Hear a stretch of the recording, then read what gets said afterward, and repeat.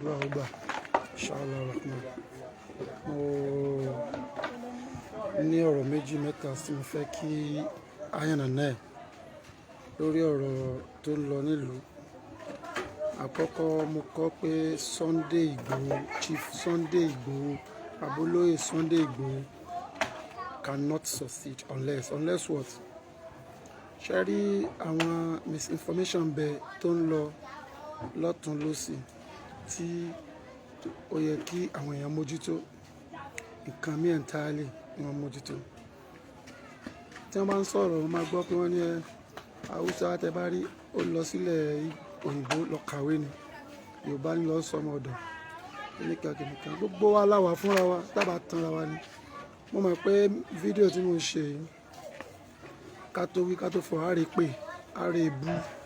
á rí threatening gan. Èmi bẹ̀rù kì í ṣe kí mi bẹ̀rù but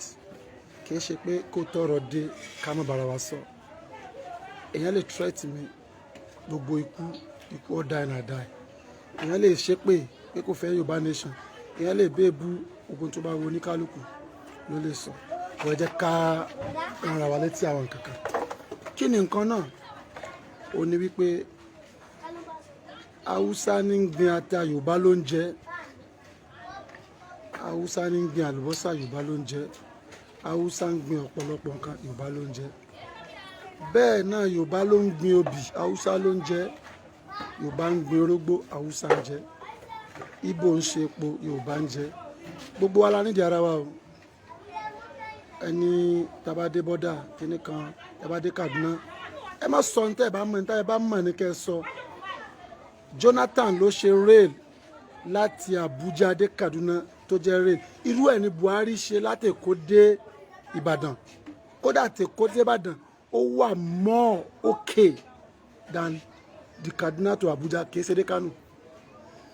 Ọ̀nà Kaduna sí Kano ọ̀nà kan tó ṣe pé èmi gbà dáadáa, kì í ṣe pé wọ́n ní ẹ lè fi wé ọ̀nà Èkó sí Ìbàdàn lónìí. Tọ́nà náà bá wà okay to the extent pé bẹ́ẹ̀ ṣe ròyìn, I'm very sure kidnapper ò ní tó bó ṣe tó yẹn. Tí wọ́n bá balance Nigeria lójú wa, you have the right to depart. But ṣé ẹ ti kọ́kọ́ sopọ̀ náà ẹ̀yin Yorùbá ṣáà ti fi mọ́ wá ṣọ̀kan? Táwa Yorùbá ti fi mọ́ wá ṣọ̀kan láti pín. Níbo ni capital wa máa wà? Níbo ni headquarter kíní kan máa wà? Àwọn wo ni security wa? Sentimental lẹ padà máa gbé wọ̀ bẹ́ẹ̀ jàjàngbara yìí tẹ́ ẹ pín ẹ padà para yín náà ni. Ẹ padà para yín ni. Àwọn tí wọ́n fún wa independent 1960 ṣé mọ iye ọdún tí wọ́n ti fẹ́ gba independent ká tó rí gbà ni. You can never succeed without the unity. Tó o bá dẹ̀ succeed, tó o bá sí unity, tó o succeed, gbogbo wàhálà ìjà sàṣàn ni ó máa padà di fraud, ó máa padà di politics problem náà ni. Ó ti ń jọ politics. Nígbà tí wọ́n ṣe EndSARS lẹ́kọ̀ọ́, Sunday Igboho ò sí ń bẹ̀. Okay, ìgbà tí wọ́n ń ṣe Yorùbá nation, expect kéko join. Population Lagos State is bigger than Ogun, Ọ̀ṣun, Èkìtì, Ondo, Ọ̀yọ́ State. We are more than 22 million in Lagos. America, àwọn Lagos, wọ́n fọ́ lẹ́wọ̀n, wọ́n ń wò yín ni pé àwọn ilé ò tí lè actualize. Ẹni gbogbo bọ́dà Haúsá ló wà ń bẹ̀. Ṣé bíbi tó dalẹ̀ kà wọ́n sí ta ní ń gé kaná fún wa, ẹ bá Haúsá ni. Ta ní ń saláàrù lọ́jà, ṣé bá Haúsá ni. Ta ní ń gbẹ́ kànga, ṣé bá Haúsá ni. Ta ní ń gbẹ́ sọ́kàwé, ṣé bá Haúsá ni. Bọ́mọ bá kó sódò, àwọn náà lẹ́sàárẹ̀ lọ pè. Àmọ́ ibi tí wọ́n ti ń ṣẹ́ dọ́là, Haúsá ni ibẹ̀ lẹ́ rí. Ibi tí wọ́n ń ṣe custom, ibẹ̀ la rí. Ẹ jẹ́ ká yára wa ní brain, ká wà unite.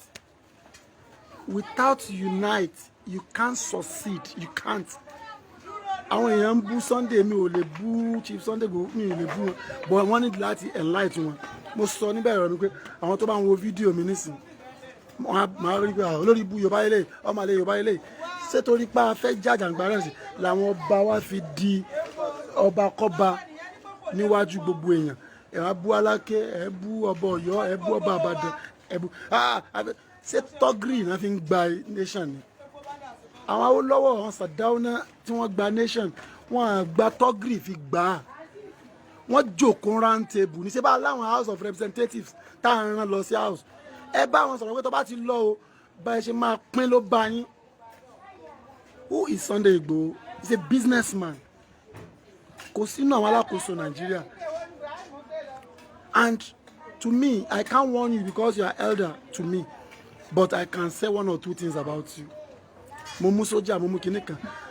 Tí wàhálà bá bẹ́lẹ̀, ipá àwọn tó ń fa wàhálà ò lè ká. Èmi tí mo bá yín sọ̀rọ̀ yìí, mo ti witness wàhálà Kano, Kaduna, Jos, mo ti witness. Tí a bá rí wàhálà gbogbo àwọn tó ń pariwo, wọn à ní dúró. Wàláì wọn à ní dúró. Kése tó kàn lọ́rọ̀ wa nìyẹn. Tán bá náà fẹ́ shift presidency sí ilẹ̀ Ìgbò àbí ilẹ̀ Yorùbá. Ẹ bá ara wọn kan lọ lánàá tó jẹ́ pé Yorùbá ni wọ́n. Wọ́n bá wa sọ̀rọ̀ bí wọ́n ṣe gba òmìnira. Ẹni wọ́n ń jà fún ara wọn ni good and fine kálukú náà. Even Sunday Igboho ti ń sọ̀rọ̀ sápò ara wọn kan náà ń jà fún ni. You are a PDP member under Chief Rasheed Ladoja.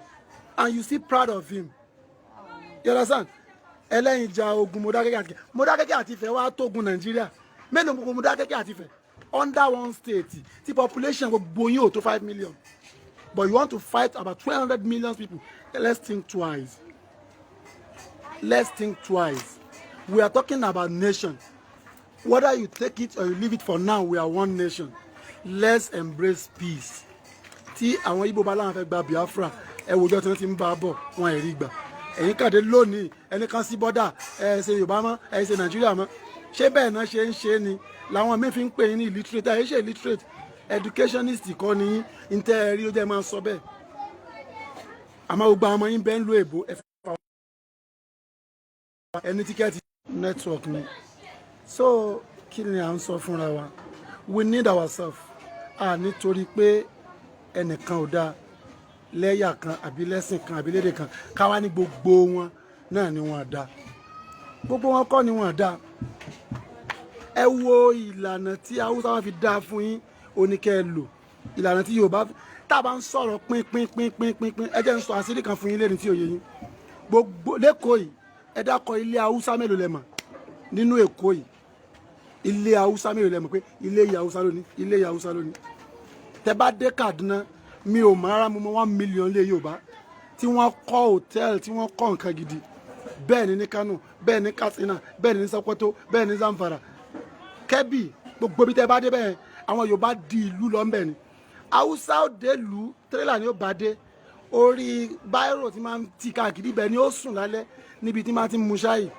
tẹ bá ló yá tírélà ni ó bá padà tẹ bá ní ká pín ẹ̀rọ ní ká máa Yorùbá tí ń bẹ nọ́ọ̀tì ká máa bọ̀ ẹ fẹ́ pín sẹ́yìn mọ Yorùbá tí ń bẹ nọ́ọ̀tì ni ok ẹrù páwọn tán Haúsá tí mẹ́ ń bì wọ́n tó Haúsá lọ̀lú èbó kò sí tó kán bá lọ kàwé ni Haúsá mélòó ní ṣe yahoo ọmọ Haúsá mélòó lẹ́yìn tí ń ṣe yahoo wọ́n rọ́nú wọ́n wà contented wọ́n yáyọ ọkàn iṣẹ́ tá Haúsá ń ṣe sẹ́dọ̀ tí wọ́n lè ṣe jẹun àwa là ń kánjú afẹ́sáré di nǹkan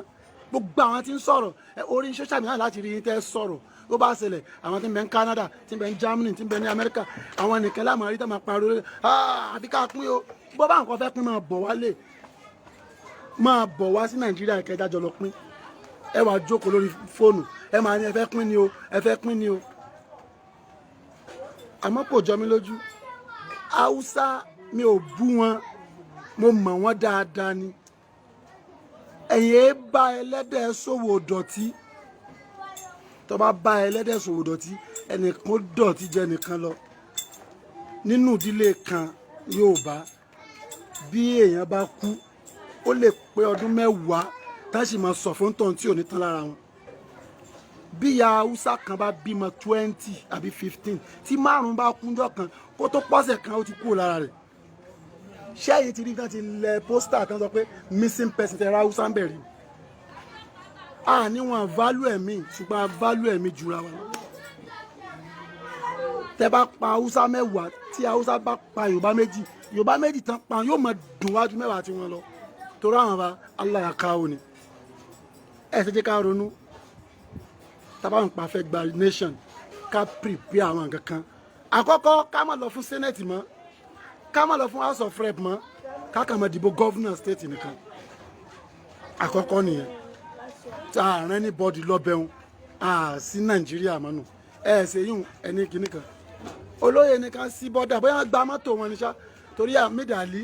àti Arẹ́gbẹ́ṣọlá ló wà ní in terms of border bóyá wọ́n sì sí mọ́tò olóyè ló fi rò pé wọ́n sì ti ní ká ṣe mílò péjọ kejì wọ́n máa kó ráìsì wọlé lọ́fẹ̀ẹ́ ni kí ṣe tó bá kàn lọ́rọ̀ èèyàn lèèyàn máa ń ṣe perfection tó ń kálukú fi ń wò ọ̀tọ̀ọ̀tọ̀ ní tẹ́mi fi rí ni mo fi sọ fún yín nínú ìjọba tó ṣe infrastructure tó favour Yorùbá Ìgbò jùlọ inú ìjọba ńlá wà lọ́wọ́lọ́wọ́ ẹ̀ àwa tá a bá ń travel ẹ̀ lọ wò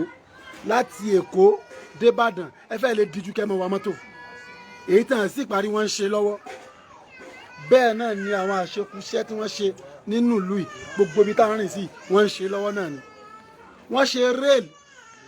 láti Èkó ń bí dé Ìbàdàn ó dúró lábẹ́òkúta ẹ bá rẹ́yìn tẹ́ ń bújọba yìí náà tẹ́ ń wọ̀ ó wọ́n kò wọ́n ṣé kó wà secure ni ẹ wo àwọn airport káàkiri tí wọ́n ń ṣe wọ́n renovate ẹ̀ ń lówó tán fi renovate kó lówó tán wá fi renovate tó bá pọ̀ náà ṣe bí wọ́n ṣe ṣe báwọn tàn náà sọ pé àwọn ò ṣe ni wọ́n ṣe in support ìjọba kankan but I'm telling you that we are still better tamalawa ló kàn nígbà tí ní Yorùbá náà ló ta Yorùbá nù nígbà tó ṣe pé gbogbo wa mọ̀ pé bí Ọlọ́run ò bá tí ì ká ẹ̀mí wa tó fi di 2023 bí ò bá bọ́ sọ́wọ́ ìkànnù ilẹ̀ Yorùbá èsì ni ìgbà wọn ni Yorùbá gbógun ẹ wá ní kò sẹ́ni tí ó ṣe kí nìkan nígbà pa Abẹ́lá kí lẹ ṣe ìgbà pa Bọ́lá Ìgè kí lẹ ṣe yes insecurity ó kọ́ sí ó bí Sunday Igboho insecurity ó bí Asari Dokubo insecurity ó bí Nnamdi Kanu àmọ́ kí ni Sunday Igboho fi bẹ̀rẹ̀ kí ló gbé dé nísìn ó fi pé àwọn Fúlàní ń pààyàn nílẹ̀ bàbá àwọn ó fi bẹ̀rẹ̀ ni nísìn ọ̀tọ̀ ni tí wọ́n ń sọ bóyá dádì ò sì rówó mọ́ ni I understand ìtafẹ́ ló ń bẹ̀ ní wípé ẹ jẹ́ ká yára one brain ọ̀rọ̀ tí mo ń sọ mo ti sọ èébú ó pọ̀ ẹni tọ́lọ́run bá sì ní kó gbọ́ mi yé náà ó pọ̀ gbogbo ẹni tí máa ń ronú káwọn Yorùbá tí ń bẹ nílẹ̀ Haúsá padà wálé orí rẹ̀ ti yí ó ti dàrú àwọn hòtẹ́ẹ̀lì ń bẹ nílẹ̀ Haúsá tó lé ní 200 million àwọn ilé ń bẹ tán kọ́ lọ rẹpẹtẹ so ká máa dáná sun gbogbo nǹkan àwọn ọmọ ìyá wa lọ́hùn ká máa wòran bíbá yìí let's make sense out of nonsense let's make sense kò lè work tẹ́bá mọ̀ pé fẹ́ gbalẹ̀ yóò bá yín lọ́tọ̀ àti sọ́ńtẹ́ máa ṣe fún yín ẹ bypass any federal character any federal thing ẹ bypass ẹ àwọn velvet ní Africa ń bí báyìí kí wọ́n àwọn ìlú àwọn wo ni ẹ nígbà tó mọ̀ pé àwọn fẹ́ gba independence wọn àdá sí nǹkan nation mọ́ ni wọ́n ń ṣe nǹkan tí wọ́n governor wọn nìkan náà elect tá a máa fún wọn ní allocation láti federal wọn àgbà gan wọ́n ń ṣe tí wọ́n on their own nígbà tó yára pé federal rí pé ó dà káwọn ilé wọn sí pẹ̀lú wa mọ́ wọ́n ń fún wa lápọ́ìntmẹ́ǹt à ń lọ wọ́n ń fún wa níṣẹ́ à ń lọ kò sí ní tá a bèèrè lọ́wọ́ ìjọba tá à ń ṣe lọ́wọ́lọ́wọ́ yìí wọ́n ń respond sí wa ẹ̀dá ẹ̀ǹsà sílẹ̀ náà gbogbo aburú tó dálẹ̀ náà orí Yorùbá ló dá sí ẹ̀yin Yorùbá náà àtúnwáyé dé nísìkí afẹ́gbà nation kọ́ lẹ fẹ́ gbà independent lẹ́ẹ̀ bá lọ gbà ẹ dákẹ́jẹ́ dúró náà tá a bá gba nation ṣé Ìbàdàn ni headquarter wa ni Ọ̀ṣun state ni capital wa àbẹ́kọ̀ọ́ àwọn wí àwọn alálómi ṣé ẹ rò pé tẹ bá dá dúró ebi ó pa Haúsá ni sáwọn ọ̀lẹ́ Yorùbá tà lè dáko yìí ilẹ̀ dà ibi tílẹ̀ sì wà gan sẹ́ dáko ni gbogbo ara fẹ́ ta mọ́tò gbogbo ara ti di yahoo labọ́ta ńlẹ̀ ẹ lọ sínú gbó Sókótó lọ́wọ́ ẹ lọ sínú ẹ rìn more than 100 kilometres ẹ rẹ èèyàn tí ń fi ń dáko lọ ni ẹ lọ wo kó ráìsì Kẹ́bì ṣèbí tí yẹn bá fẹ́ ṣe nǹkan yóò lágbára náà ọdẹ provide tí o fẹ́ ṣe ẹ provide ẹ̀ kalẹ̀ kẹ́ tó yà ni ẹ̀yin fẹ́ yà náà kẹ́ tó wàláì tẹ bá mọ tán pè lógun ẹ̀ ní bẹ́ẹ̀ bẹ́ẹ̀ ogun tẹ bá rí tán pè lógun kìí sọ̀rọ̀ ogun Mọdákẹ́kẹ́ àti Ifẹ̀ mélòó mẹ́rin gbogbo bẹ̀ ẹbí àwọn tán bá jagun Ṣàngó Kàtà fún Kàdúná àwọn tán jagun sẹ̀ríà ẹ lọ bí wọ́n léèrè ogun Mọdákẹ́kẹ́ àti Ifẹ̀ lásọdógún ni ìwà ìtọ́ dánwò Mọdákẹ́kẹ́ ìtọ́ dánwò nífẹ̀ mélòó gbogbo ẹ̀ population Mọdákẹ́kẹ́ àti Ifẹ̀ tó 5 million kẹ lọ ẹ wàá fẹ́ bá Haúsá jagun ẹni tí ò lẹ́sìn ẹni tí ò value ẹ̀mí kò value dúkìá nílẹ̀ yìí tá a wà yìí lẹ́yìn Dangote nìkan tó kọ́ nǹkan tó jọjú nílùú yìí ẹ dákọ̀ ilé Haúsá ẹ fẹ́ dákọ̀ bẹ́ẹ̀ bá débi tí wọ́n pọ̀ sí Báchà náà máa ń sùn tó bá dásìkò òjò wọ́n tún lọ àmọ́ àwa ti ń gbọ́hùn àti sọ̀bẹ̀dílé 50 years 60 years wọ́n bí ọ̀pọ̀lọpọ̀ wọ́n ti dibẹ̀ mo láwọn ẹ̀rí tó pé tá máa ń sọ Haúsá wàláhì wọn gbọ́ Yorùbá mọ́ a máa ń sọ pé àṣẹ Yorùbá lẹ́sìn sọ yìí ẹ má jà pé ti ogun kò lè fi tiwa tẹ bá dẹ̀ wo bí ṣe ń lọ àwọn tán mọ tán ń pè lẹ́sìn yìí sọ̀rọ̀ mùsùlùmí nìkan àbí kìrìsìtẹ́nì wọ́n máa support yín deeply wọ́n kàn ń sọ kọ́ mọ́ra pé àwọn ní ó sọ̀rọ̀ ni èmi ò gbọ́rọ̀ àfa wa bí mi ì gbọ́rọ̀ pásítọ̀ wa ọ̀rọ̀ nation ni mo gbé wa kì í ṣogun ló kù tó bá ṣe pé Tinubu ló kàn Ọlọ́run jó tẹ̀ lọ́wọ́ ni tó bá ṣe pé Ọ̀ṣínbàjò ló kàn Ọlọ́run ní tó kù lọ́rọ̀ wa nù Haúsá ti mú wa sìn tó wọ́n ti mú wa sìn tó wọ́n ti mú wa sìn tó ṣé báwa náà níbi tá à ń sìn ẹ mọ̀ wá pariwo tí ò kàn wá àwọn náà wà ní pólísì àwọn náà wà nígbà tán bá ń ṣe recruitment army ọmọ yín mélòó ní ń lọ ìgbà tán ń ṣe recruitment police ọmọ mélòó ní ń lọ tẹ bá lọ bọ sí láyé Nàìjíríà ò dáa Nàìjíríà ò dáa àmọ́ àmọ́ yín lọ ń ṣe yahoo tẹ bá ti rẹ́ni tí ń tako corruption is either him himself is corrupt ní tíjọba yìí ń ṣe ò dáa àwọn NDLEA wọ́n má àwọn tán mú gbó sẹ́mi ń mu ni wọ́n fi ṣe mú mi wọ́n má àwọn tán ṣe smuggling sẹ́mi ń ṣe smuggle náà ṣe mú mi lóòótọ́ Yorùbá ní ẹni tí kòkó ẹ bá lọ ẹni tí kòkó ẹ bá yè òun ló rí lọ àmọ́ ẹja tẹpá mọ́ṣẹ́ alẹ́ ẹ má bínú mo ṣe lo ọ̀rọ̀ ni Yorùbá lẹ nínú oko dídá tí ebi bá sì kú ònú iṣẹ́ bùṣe 70% oúnjẹ tá à ń jẹ lẹ́kọ̀ọ́ àti ilẹ̀ Haúsá ní ti ń wá ní ń ta ìdáko ọ̀pọ̀lọpọ̀ ń wọ Èkó ń jojoojúmọ́ ó fẹ́ wá sínú Èkó wá sọ lánìí kò ṣe pé wá dáko èèyàn ń fokó lẹ̀ ń wá gbòòrò ta ló dáko fún un àwọn tán wá fokó lẹ̀ láti sọ pé a fẹ́ kásá pín ni o ká pín ni o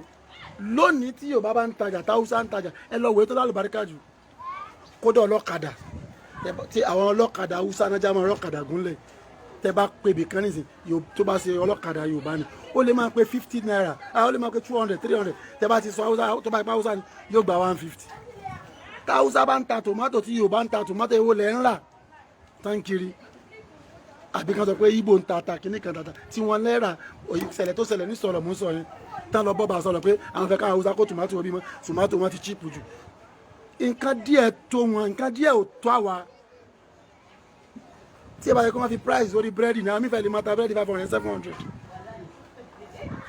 mo ti lọ ra pàtì lọ́dọ̀ Ìgbò rí pàtì tí ojú 4,000 naira lẹ ó dẹ̀ kọ́kọ́ dá 25,000 lé torí tó lọ́hùn torí tà nẹ́bí sọ̀rọ̀ lẹ́sìn ẹni tó fẹ́ ta nǹkan 5,000 tó dá 25,000 lé ṣé yóò lè ná 5,000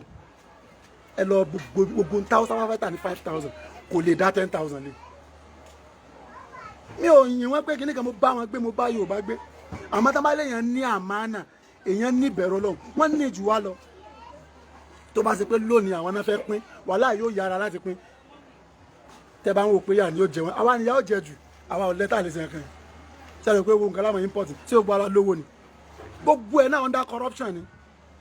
gbogbo ẹ̀ náà political problem ni ẹni tó ọ̀rọ̀ mi bá yé ó yé ẹni tí ò bá yé kó lọ reverse ní mo sọ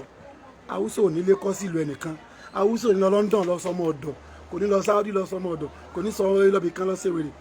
ìlú rẹ̀ yóò yà lu ọkọ̀ láti Kánò lọ Ọ̀ṣun state kó lọ máa tata ni Sànáà níṣẹ́ wọn ní tá ń pè bẹ́ẹ̀ ni pé owó níṣẹ́ Haúsá kí níṣẹ́ Yorùbá ká kàwé ká sàmọ́ kàwé lọ ká máa sọ pé literate náà fi jẹ gọ́fúnà deputy rẹ̀ ni professor ẹ̀yin lẹ́mọ̀ yín Ọlọ́run ní sì yan olórí fún yàn agídí òde bẹ́ẹ̀ ipá ò lè kó ẹni pé ogun tán sọ wọn kàn ń wò pé nígbà tẹ́ ẹ sọ̀rọ̀ nígbà tá nílùú mẹ́fà ńlẹ̀ Yorùbá tí kà ń pariwo lọ́yọ̀ state mélòó ní gbogbo yín bàgàdà ẹ̀dàm sí dásí kìnìkan ti dásí kìnìkan ti ṣé bí gbogbo alẹ́ ká dásí lẹ́ẹ̀kan náà tó bá yẹ pé lóòótọ́ ni gbogbo àwọn olè dásí gbogbo àwọn ò ní sùn ká kọrí síbi kan náà àwọn ìyá wa tán ń lọ ọjà tán ń bọ̀ 10 naira 5,000 tí tán rí ẹ̀ ó pè wọn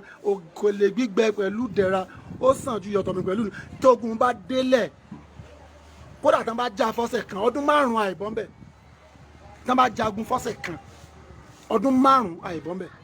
EndSARS ṣẹ́yìn mọye ọ̀yàn tó ti lose iṣẹ́ lórí EndSARS COVID-19 èyí à ṣe mọye nǹkan tó máa padà bàjẹ́ tí ó sì ń bàjẹ́ lọ́wọ́ tó sì ti bẹ̀rẹ̀ sí bàjẹ́ in the next 10 years a ṣì wà lórí pandemic tá a ti bọ̀ mbẹ́ ẹ wá níjọba orí ṣe sẹ́yìn rí ṣe ságídí náà fi ń ṣe gbogbo nǹkan ni ṣé tọ́gìrì náà fi ń ṣe nǹkan ni èyí fi tọ́gìrì tán bá ti rí tẹ́ ń ṣe tọ́gìrì wọ́n bí pé illiterate nìyí èmi tí ń sọ̀rọ̀ mi ò kàwé but I'm exposed ẹ̀yin lọ Germany ẹ lọ America ṣé bá ń ṣe ń ṣe nu wọ́n fi ìyà jẹ wá wọ́n fi ìyà jẹ wá sáà ò fi ìyà jẹra wá Kwankwaso ní Kano ọmọ 200 and something ló fún ní scholarship tí wọ́n lọ ṣe doctor ní Indian ṣe bá ń fáwọn senator wà náà ní scholarship tàná ń fún ilé láti kẹsàn-án ròde ẹ̀yin lẹ́kọ̀ọ́kọ́ tún lé yín ṣe àwọn gọ́vnà Haúsá wọ́n ń fún àwọn ọmọ wọn ní scholarships aláwọn tó pé láti inú ilé Sarkin Zazzau ọba Zaria ọba Kano wọ́n ń study nínú ilé Queen Elizabeth lọ́wọ́lọ́wọ́ báyìí it has been written like that nígbà tí wọ́n ń sọ BBC Haúsá London ṣé báwa busy à ń kàwé lọ ni aṣáájú ti ṣáájú ti lọ ẹ̀ kàn waste time yìí ni tẹ bá fẹ́ Haúsá ti ń bẹnu gbó tó bá ní rédíò rẹ báyìí ní ti ń ṣẹlẹ̀ lọ́wọ́lọ́wọ́ gbogbo àgbáyé ń gbọ́ tí ẹ bá ṣe íńtánẹ́ẹ̀tì ọ̀pọ̀lọpọ̀ ń mọ news ni tán bá ń dìbò náà ṣe bọ́ọ̀lù ẹ̀ ń gbá lórí títì tán bá ní òní lọ́jọ́ bò ẹ lọ sílé Haúsá wọn ó tò ní àtọmọdé àtàgbàlagbà àwọn ọmọ bá monkey post lórí títì wa ni akutimẹnti ó jẹ atimẹnti ó jẹ ló kó bá dé jáde yìí àwọn atẹ́sí ìjọba lórí àwọn rìpọ́ dẹ̀ ní wa so àwọn náà ṣe tó wù wọn ni ẹ̀yin ni kẹ́ ẹ wake up ẹ wọnú politics. You can't fold your arms and say you want to make it in life. Tó bá ṣe APC ló fẹ́ join tó bá ṣe PDP ni àwọn youth wèrè wo youth ọ̀lẹ 419 ló pọ̀ ṣe bó owó tán dá fún ensars náà lágbọ́ tẹ́ ensars account tí ó ṣe yìí kódà àti Sunday Igboho tá à ń gbọ́ yìí àwọn owó tán dá níṣe kò pé mọ́ ta ni wọ́n gbé sórí ẹ̀sìn tí ò ní sọ ta ni èso lè àmọ́ àwọn tó yẹ kó ràn wá lọ́wọ́ wọn ràn wá lọ́wọ́ ẹ wá ń bú Haúsá gọ́vnà Ọ̀yọ́ gọ́vnà Ọ̀ṣun gọ́vnà Èkìtì gọ́vnà wọ́n ń fún wọn scholarship gbogbo àwọn 3 senators tá à ń send wọ́n ń fún wọn scholarship àwọn house of rep mẹ́fà tí ń lọ wọ́n ń fún wọn scholarship wọ́n ń fún wọn ní project wọ́n ń fún wọn ní constituency allowance ẹ lọ ṣe nǹkan sí àdúgbò yín ẹ wá ń bú Buhari orí yín ti yí kí ló kàn sí o gbogbo olú ni ó máa tọ̀ káàkiri kò lè ṣẹlẹ̀ àwa ni ká jí ká máa sùn ibi tá a sùn sí ká dìde tí èèyàn bá ti sùn kò ní sùn àfi tó bá jarun pa tí mo ní bẹ́ẹ̀ nìyẹn gbogbo ẹ̀yin tí ẹ ń wò mí èyí tó bá ṣe pé pẹ̀lú bá tọ́ sí mi good and fine tó bá pé tí mò ń tọ́ tó bá ṣe pé àdúrà ló bá tọ́ sí mi ẹ má bá wọn lọ́wọ́ sínú pé àpín ni ẹ má bá wọn lọ́wọ́ ní kógun ṣẹlẹ̀ tógun bá ṣẹlẹ̀ ó lè má kàn mí ó lè má kàn wọ́n tó ń wò mí àmọ́ dandan ni kó kẹ́nìkan tó mẹ́nìkan tó mọ̀ mo sì ń sọ lẹ́ẹ̀kan sí Yorùbá value ẹ̀mí ju Haúsá lọ bí mo ṣe jẹ́ ọmọ yìí tí n bá kú lónìí nínú ilé ìwọ̀n ọdún mẹ́wàá ọmọ mi ó máa sunkún pé nǹkan sọnù bírù mi mẹ́wàá bá kú fún yakanlẹ̀ Haúsá aláyàká òní tẹ́ ọ bá ń bá wọn jíjà dọ̀tí ẹ̀yà ara yín brain Yorùbá ni ó lówó tí ò ní lówó mọ́ tí ò ní lè jáde kò kan Haúsá o èmi ti rí gọ́vnà Gani Nabada lónìí àwọn tún máa ṣe fàájì pẹ̀lú àwọn èèyàn wọn àmọ́ wọn ni aziki aláyé kíkà ọlọ́ni fún yín tó bá wà àná tí ò bá sí kò sí àwa ni ìtìjú ń bẹ lára wa mo ti ń wọṣọ tẹ́lẹ̀ mi ò wọṣọ mọ́ mo ti ń wọ bàtà tẹ́lẹ̀ ìní lè jáde ìní lè lòde kò kan Haúsá kò kàn wọ́n ṣé irú èyí ń lẹ́wà bá jà kí ni iṣẹ́ wọn ká tajà kó gé kaná ká ṣe shoemaker tẹ́ bá tẹ̀lé lé wọn lọ́dún wọn ní ìṣẹ̀dá àkùtọ̀ lọ tọ́rọ̀ bá tẹ̀ wá di pé tí wọ́n fẹ́ gbẹ́ kànga sáwọn ọmọ wa yahoo náà lọ gbẹ́ kànga èyí máa gbẹ́ kànga 8,000 9,000 láàrin tí wọ́n bá ta kì í gbẹ́ tán ẹ dákun ṣé Bọ́láńlé tí ò lè